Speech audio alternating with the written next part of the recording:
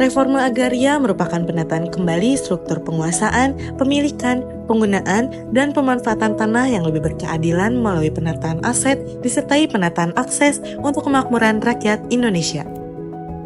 Reforma agraria bukan hanya soal penataan aset, tapi juga bagaimana tanah itu bisa menjadi sumber kesejahteraan yang berkelanjutan, yaitu dengan penataan akses, pemberdayaan tanah masyarakat, dan akses permodalan kepada subjek reforma agrarian.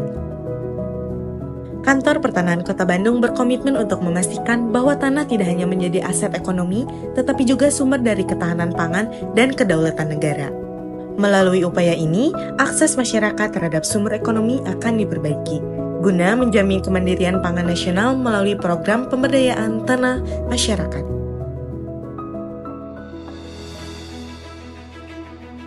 Di tengah tantangan pertanian modern, hidroponik hadir sebagai solusi inovatif untuk budidaya sayuran yang lebih efisien dan berkelanjutan.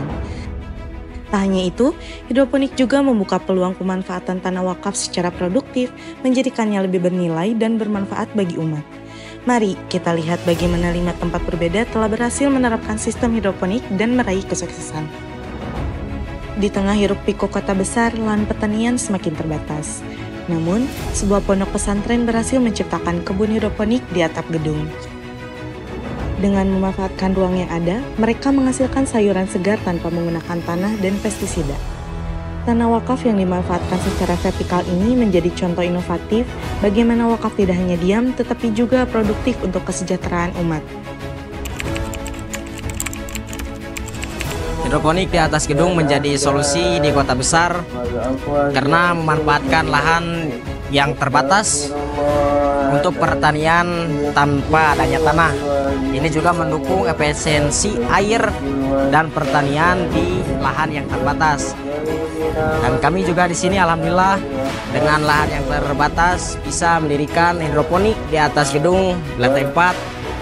Tanah yang tadinya wakaf bisa menjadi manfaat lebih bagi para santri. Di sini, hidroponik diterapkan dalam skala besar. Dengan teknologi ini, para pengelola dapat meningkatkan hasil panen dan mengurangi ketergantungan pada musim tanam. Tanah wakaf yang sebelumnya kurang termanfaatkan, kini menjadi aset produktif yang memberikan manfaat ekonomi bagi masyarakat sekitar. Alhamdulillah hidroponik itu kami bertani tidak tergantung dengan cuaca dan manfaat bagi kami dan semua bagi umat atau masyarakat banyak manfaatnya dan sering menghasilkan hasil tani dan banyak bagi masyarakat untuk manfaatnya.